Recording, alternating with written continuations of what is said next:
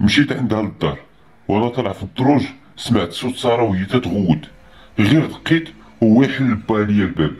دخلت قال لي شوف محمد ولدي، كل حاجه وليها نهايه. ساره دابا ما بقات ساره اللي ولات وحده اخرى. وانا نقول ليه كيفاش من بعد هادشي كامل نسمع فيها؟ بالطبع لا. لقيت ساره خرجت من الكوزينه ورجليها ما قيسينش الارض ودخلت للحمام. اني بداك المنظر قلت ليه عمي ياك ساره قلتي لي في البيت وما تتحركش، ايوا شكون هذيك اللي دخلت للحمام؟ شاف مورايا وقال لي فينا ولدي، الحمام طافي فيه الضوء واصلا حالتها ما تسمحش ليها تنزل من الفراش. قلت له والله الا دخلت للحمام. وشاف فيا واحد الشوفه نتاع الاستغراب، قال لي اجي معايا. فعلا حل باب الحمام، قال لي شوف ما كاين حتى واحد، اجي معايا بغيت نوريك واحد الحاجه. حل باب البيت لقيت ساره ناعسه وماما جالسه حداها. قال لي شفتي؟ انا بقيت تنقول راسي واش حماقيت ولا شنو؟ هو يقول لي با انت اللي بنتي لي عيانه محمد. قلت له لا لا لا لا انا مزيان مزيان عمي. في ديك اللحظه ناضت الام ساره من على الفراش وقربت مني وقالت لي يا محمد ساره فاش تتكون في حالتها تتبقى تعيط غير عليك. وهو نقول لها هي كترجع لطبيعتها مره مره. قالت لي فاش تنرشوا عليها الماء نتاع الرقيه. وانا نقول لها حتى دابا في يقيها. انا ما كنتش محتاج نقول هذه الكلمه لانني لقيت ساره فاقت مره واحده وشدات شعرها وبدات تاكل في يديها بحال اللي تاكل شي لحم وتتعضو بسنانها وكان شعرها كيتقطع. امها شدات لها يديها وحاولت تسيطر عليها، نض وجراتها وطاحت من الارض. انا جريت باش نشدها ولكن شدات موس كان فوق الطبله اللي امها كانت بتقشر به الليمون وحطاتو على عنقها. ما قديتش حتى نشد لها يديها. ساره كانت تشوف فيا والدموع في عينيها وكانت تقريبا ساره رجعات لحالتها. قلت لها ساره انت سمعيني اري الموس، وبقات تبكي. قلت لها ساره اري الموس ساره. ساره دوزات الموس على رقبتها ودمها طار على وجهي. دم ساره حبيبتي واللي كانت غادي تولي مراتي. انا من بعد هذا المنظر طحت على الارض من كثرة الصدمه وما بقيت سامع ولا عاقل على والو. باقي كنت تنشوف فيها وهي روحها تطلع وحتى هي تشوف فيا حتى طلعت لها روحها. ساره مات، احسن حاجه في حياتي مات قدامي ودمها نشف على حوايجي. انا كنت جالس في العزا وما حس بوالو وجالس تنفكر فيها. فاش سال العزا اب ساره جا وقال لي خذ يا محمد الخاتم ديال ساره حبيبتك اللي عطاتو ليها مرات خالك. قلت له اشنو ندير به؟ قال لي انا اللي اشنو ندير به يمكن يفكرك بها. فعلا خديت الخاتم. كنت جالس تنفكر علاش هادشي وقع ليا. غير فاش قررت نخطبها اكيد شي واحد دار ليها شي حاجه ولكن شكون؟ وبعد مرور الايام جاتني واحد الفتره كنت ماشي طبيعي. كنت كنشرب الماء غير بالسيف وتنعس بزاف، حتى في الخدمه تنسى بزاف وكنتكلم وانا ناعس. وكنت كنشوف ناس تيشبهوا ليا في الدار. طلبت من بابا يديني عند شي فقيه. طبعا بابا دار بيا عند بزاف نتاع الفقهاء ولكن بلا فائده. الناس لاحظت الموضوع. حتى واحد النهار جات عندي مرات خالي قالت لي اجي معايا انا نديك لواحد يعالجك. قلت لها بصح؟ قالت لي بصح لبس حوايجك واجي معايا. فعلا لبست حوايجي ونزلت معاها. مشينا لواحد البلاصه في حي بيساو، بلاصه فيها غير ديور القدام. بقيت تندخل مش من هاد الدرب لهاد الدرب اليمين اليسار حتى وصلنا لواحد البيت قديم. طلعنا في الطبقه الاولى غير لقينا حلينا واحد السيد بصير ومسخ ولابس واحد الرزه على راسو. انا تخلعت من الشكل ديالو بصراحه. مرات خالي قالت لي هذا هو الفقيه المعطي. بقيت تنقول في راسي هذا فقيه؟ كيفاش يكون هذا منظر نتاع فقيه؟ قال لنا دخلنا دارو بحال شي مزبله، حوايج مرميه في كل بلاصه والحيوط مشققه والبيت ريحته خانزه وعامر حشرات. المهم قعدات مرات خالي قالت لي قول للفقيه اش بيك. وفعلا عاودت ليه كل شيء. قال لي انت شي واحد داير لك شي حاجه. وانا نقول له وايلي عرفتها غير بوحدك، حيت مليت انا من هاد الهضره ديالهم. وهي تغوت مرات خالي وقالت لي عيب محمد، قال لي اللي داير لك هادشي واحد صاحبك سميتو عادل. عادل صاحبي يدير هادشي؟ ما يمكنش. وفعلا عندي صاحبي عادل من الطفوله. كيفاش؟ قلت له انت متاكد؟ قال لي متاكد. مرات خالي قالت لي طبعا غادي يكون متاكد، هو منين غادي يعرف صاحبك؟ انا فعلا طلع لي الدم وكنت ناوي نقتل عادل. قال لي انا غادي نخرج منك هادشي اللي فيك، مستعد؟ قلت له مستعد. بدا تيرسم شي رسومات على الارض ورسم دائره وقال لي اجي وقف في وسط الدائره. وقفت فعلا في الوسط تاع الدائره وبقى تيقرا شي كلام غريب وشي طلاسم وقال لي قولوا رايا باسم كاظم وراه الف سين تاء تاء وعرض بين فليأتي المتخفين من بعدهما راقدون سائرون. انا اللي قال تنقول من وراه. انا اللي لاحظتو هو مرات خالي اللي بدات تتغوت وتتقول لا بعدو مني بعدو مني. لقيت السقف ديال الدار ولا كحل، شي حاجه فيه تتمشى وتجي قدامي، هادشي كامل خارج الدائره. المعطي قال لي غمض عينيك وما تفتحهاش ولا غادي تحرق وما تخرجش برا الدائره. بقيت تنسمع كل اصوات الناس اللي كنعرفها، بابا ماما خالتي عمي مرات خالي حتى ساره، اصواتهم كلهم كتدور عليا. شويه حسيت ان الارض كتسرطني وتتنزلني لتحت. حاولت نفتح عينيا ويقول لي المعطي عندك تفكر تحلها والا غادي تحرق. قلت له علاش؟ قال لي قارنك موراك محمد بلا ما تحاول تحلها. قارنك موراك، عندك الدور عندك تشوف ليه في عينيه. شوف في الارض وحل عينيك. فعلا حليت عينيا لقيت الارض من تحتي تدور بيا وبدا الختم اللي عطالي الاب نتاع ساره تيسخن في يدي وحسيت انا صحتي تقالت عليا. وانا نسمعو قال لي العفو العفو العفو اسيدنا. كل حاجه وقفت.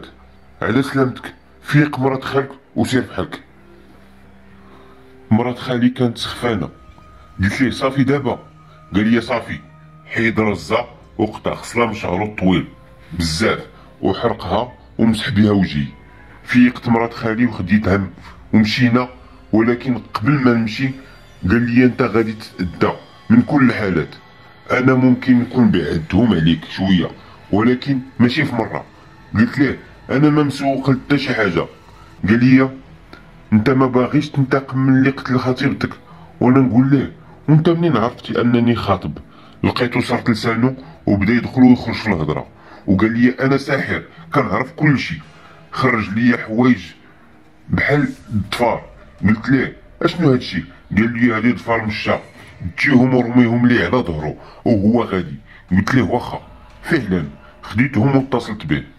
فين اخويا عادل؟ انا باغي نشوفك دابا ضروري. قال لي واخا ساعه ونكون عندك. سنيتو لقيت عادل جاي ضاحك بحال ما داير والو وماشي هو السبب في موت خطيبتي. قلت ليه كي داير ابو عادل؟ قال لي بخير البقاء لله بعدا في خطيبتك محمد والله الا تقلقت بزاف.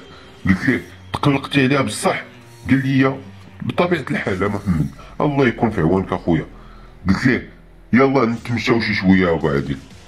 انا كنت حريص على ان عادل يكون سابقني بشحال من خطوه باش نرمي عليه دوك الدفار اللي عطاني هذاك الفقيع على ظهرو. وبقيت تنرمي وحده ورا وحده وحده ثانيه ثالثه لحد ما هو بقى يلاحظ وشاف يدي. قال لي اشنو تترمي عليا محمد؟ شاف الارض شاف الاظافر نزل باش يشوف اش نرمي. قبل ما يهز راسو كنت نزلت عليه بواحد الحجره على راسو وجريت. ما عرفتش علاش درت هادشي ولكن حسيت انني ارتحيت وحسيت انني انتقمت لساره. مشيت للدار ما كاين حتى واحد. جلست يديا كان فيهم الدم باش ضربت عادل. غسلت يديا وخرجت. نشفت يديا وانا غادي في وسط الدار شفت في القنت نتاع الصالون لقيت عادل جالس ونسوجو غرقان بالدم. ما بقيتش عارف واش هادشي حقيقي. قلت ليه انت اشنو جابك لهنايا؟ شاف فيا هو يبتسم وهو يغبر ولقيت نقطة الدم نزلت على يديا وحدة اخرى نزلت على راسي وبدات يهبطوا عليا نقاطيت الدم من السقف. هزيت راسي لقيت السقف عامر بالدم والضو تقطع ومازال الدم تينزل عليا. انا ما بغيتش شايف حتى حاجه، ولكن سمع صوت تيجي من البيت اللي ورايا. عارفين صوت العود وهو تيتمشى؟ هذا هو الصوت تنسمعو، بحال شي عود تيجري لداخل البيت. شعلت شمعة، لقيت واحد تيشبه ليا بالضبط واقف على الكرسي، عينيه بحال عين شي لفعة. هذا القرين ديالي. انا تنسمع ان القرين شبيه الانسان اللي معاه، ولكن عينيه لقيتها تتحرك وفمو باغي يقول لي شي حاجه. انا دقات قلبي بدات تتزرب من الخوف. قلت ليه اشنو باغي مني؟ لقيت واحد اخر تيشبه لعادل واقف حداه ورقبته طويله وتتلوى بحال شي حنش. تخيل هذا المنظر. بقيت تنرمي عليهم اي حاجه نلقاها قدامي وتنقول لهم اشنو بغيتو مني؟ بعدوا مني. وهما غير تيزيدوا يقربوا مني. لقيت باب الدار تفتح، هزيت الكرسي رميتو على باب الدار، سمعت الغوات، رجعت الضو، لقيت مرات خالي طايحه في الارض. الكرسي باش شيرت جاها في راسها. اش هاد المصيبه يا ربي؟ الجيران بداو تيتجمعوا، قلت لهم راه غير زلقاتو طاحت. اتصلوا بالاسعاف، فعلا جات الاسعاف وخداتها. نزلت مشيت عند الفقيه الزمر اللي سميتو المعطي.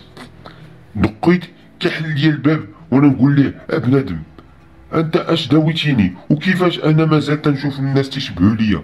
قال لي راني قلت لك ما غاديش تطول. قلت ليه شنو داكشي اللي واقف فوق راسك؟ قال لي انت كتشوفهم دابا؟ قلت ليه كاينه واحد شي حاجه بحال عندها شي جناحين واقفه على راسك. وانا نقول ليه انا دابا شنو هادشي اللي تيطرى ليا يا ربي؟ ضربت الطبله برجليا حتى الحوايج اللي فوقها طاحت، ولكن ما كنتش كنتوقع انني نلقى التيشيرت نتاعي اللي انا ما لقيتوش. قلت ليه وهذا اش يدير عندك هنايا؟ قال لي هذا راه قطر. قلت ليه كيفاش قطر؟ قال لي باش تدار عليه السحر. قلت ليه وشكون اللي جابو لك؟ شاف فيا وسكت. قلت ليه وجاوبني الزمر شكون اللي جابو لك؟ قال لي مرات خالك كانت تسحر لك باش تتزوج بنتها. قلت له وعلاش قلتي لي عادي اللي دار هادشي؟ قال لي مرات خالك اللي قالت لي نقول لك هاد الهضره، وفاش جابتك ليا لهنايا كان باش نسلط عليك قارينك. قلت ليه يعني كذبتي عليا؟ قال لي مرات خالك هي اللي كذبت وما كانتش عارفه باللي القضيه غادي توصل لموت خطيبتك. انا صافي تجننت وبقيت تنضرب فيه حتى سخف. مشيت نيشان للسبيطار اللي فيه مرات خالي. دخلت بحال الحمق، قلت لهم باغي نشوفها. بابا قال لي مالك؟ قلت ليه باغي نشوفها. قال لي راها تتموت. قلت ليه واخا هكاك نشوفها. قال لي واخا تسناني ندخل معاك. واخا دخل معايا كانت تقريبا تطلع عليها الروح. قلت لها حرام عليك ضيعتي راسك، نتيا كيفاش غادي تقابلي مع الله وهي تتشوف فيا؟ ولكن ما قاداش تردد. قلت لها صافي واحد شويه وغادي تدخلي للقبر، كيفاش غادي تقابلي؟ قتلتي ليا احسن حاجه في حياتي. علاش بقات تهز في راسها وقالت لي امك هي اللي عطاتني حوايجك باش ما تجوزش بساره. بابا سمع هاد الكلام وقال لها اشنو تتقولي؟ قلت لها حتى وانتي تتموتي وتتكذبي.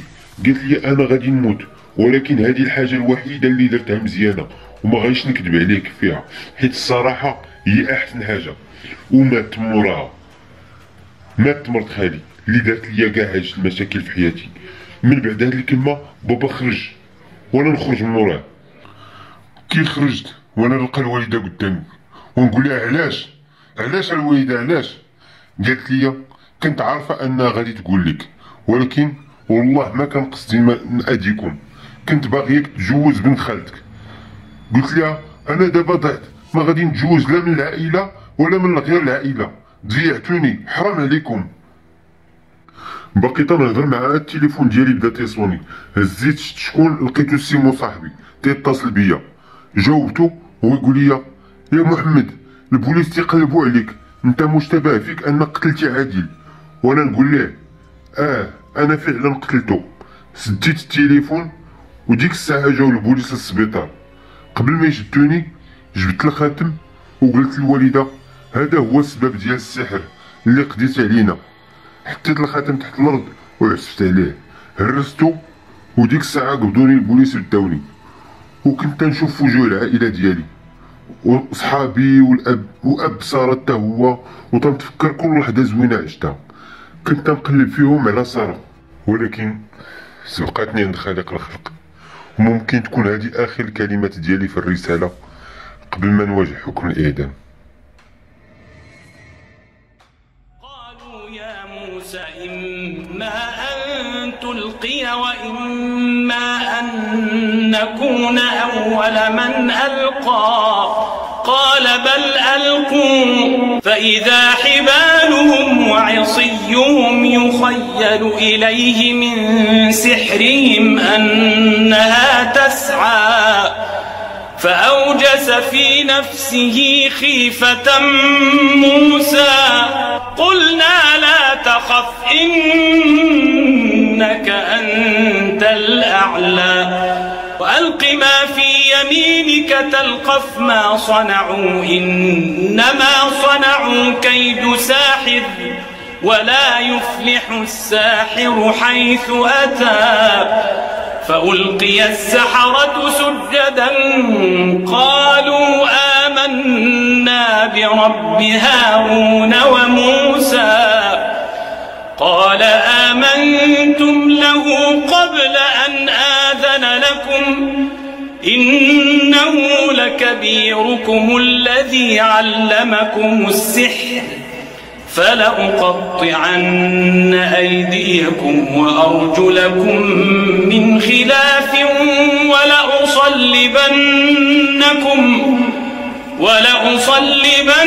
ولأصلبنكم في جذوع النخل ولتعلمن أينا أشد عذابا وأبقى.